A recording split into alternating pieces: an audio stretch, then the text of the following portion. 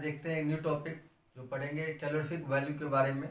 और यहाँ से क्वेश्चन 1 मार्क्स का पूछा ही जाता है, चाहे सीटेट हो या केवीएस हो। तो चलिए स्टार्ट करते हैं कैलोरीफिक वैल्यू में क्या क्या आता है। सबसे पहले कैलोरीफिक वैल्यू जो होता है, इसका अगर डिफिनीशन की बात करें तो डिफिनीशन जो होता है the maximum amount of energy release from the combustion of 1 gram fuel is known as a calorific value. यानी the maximum amount of energy released from the combustion of 1 gram fuel is known as calorific value। यानी 1 ग्राम ईंधन के दहन से जो अधिकतम ऊर्जा निकलती है उसे हम क्या बोलते हैं, कैलोरीफिक मान कहते हैं।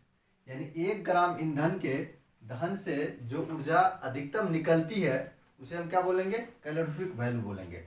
अब बात आती है ईंधन की यानी फ्यूल। तो फ्यूल के बारे में जान लेते हैं। फ्यूल जो होता है, जैसे मान लीजिए फ्यूल है कि फ्यूल से अगर 1 ग्राम अगर फ्यूल को अगर हम जलाते हैं यानी कंबशन करते हैं, इसका अगर 1 ग्राम को अगर कंबशन करेंगे तो जो यहाँ से एनर्जी रिलीज होगा उसी को हम क्या बोलते हैं, उसी को हम बोलेंगे कैलोरीफिक वैल्यू। तो चलिए देखते हैं ये जितने कैलोरीफिक वैल्यू लिखे हुए हैं। तो यहाँ से इतना कर लेने से आपको एक भी क्वेश्चन ऐसा नहीं है जो इससे बाहर जा सकता है, क्योंकि ये मोस्ट इम्पॉर्टेंट जो टॉपिक की कैलोरीफिक वैल्यू है वही लिया गया है। तो चलिए स्टार्ट करते हैं। सबसे पहले देखते हैं फ्यूल, जिसको हम हिंदी में ईंधन भी बोलते हैं। और कैलोरीफिक वैल्यू की जब हम बात करेंगे या तो केजी में होगा या किलो जूल में रहते हैं, ठीक है। सबसे पहले कॉ ड्यूम केक का अगर बात करें तो ये 6000 से लेके 8000 तक होते हैं कैलोरीफिक वैल्यू। अगर वुड का कैलोरीफिक वैल्यू की अगर बात करें यानी लकड़ी के जो जलते हैं उसके बाद, तो 17,000 से लेके 22,000 तक होते हैं। अगर कोल की बात करें तो 25,000 से लेके 33,000 यानी 25,000 से लेके 33,000 तक होते हैं। बायोगैस का कैलोरीफिक वैल्यू की अगर बात करें तो 35,000 से लेके 40,000 तक होते हैं।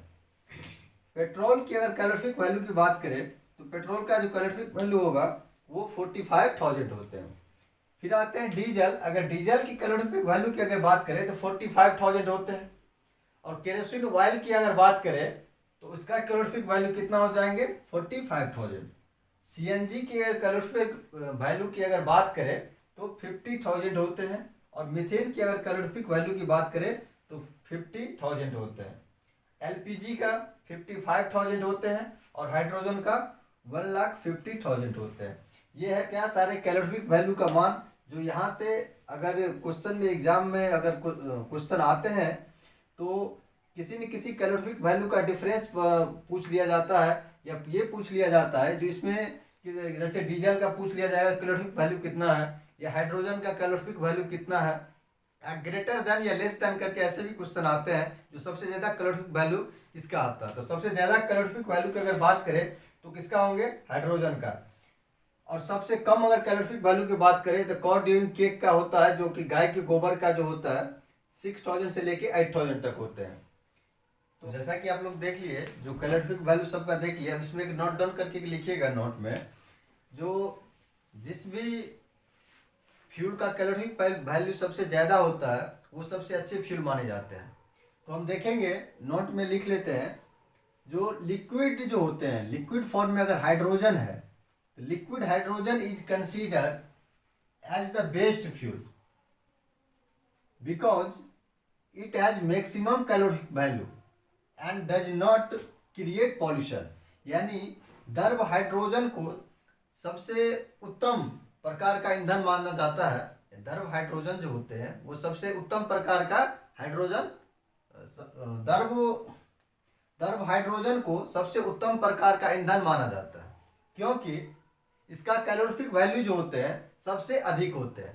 तो सबसे अधिक जिसका कैलोरीफिक वैल्यू होंगे वही क्या होंगे, द्रव का सबसे उत्तम प्रकार का ईंधन माना जाता है। तो वो कौन है, हाइड्रोजन है। और जिस भी फ्यूल का कैलोरीफिक वैल्यू सबसे ज़्यादा होता है वो पॉल्यूशन नहीं फैलाते हैं। यानी अगर उसकी बात करें तो इससे कोई प्रदूषण नहीं फैलते हैं। यानी द्रव हाइड्रोजन का सबसे उत्तम प्रकार का ईंधन माना जाता है, क्योंकि कैलोरीफिक वैल्यू सबसे ज़्यादा होता है। और ये प्रदूषण नहीं फैलाते। ये क्या करते हैं? प्रदूषण नहीं फैलाते हैं। तो चलिए करते हैं कि ये वीडियो आप लोग को अच्छा लगे होंगे। अगर अच्छा लगे होंगे तो वीडियो को लाइक, सब्सक्राइब और फॉलो जरूर करें। धन्यवाद।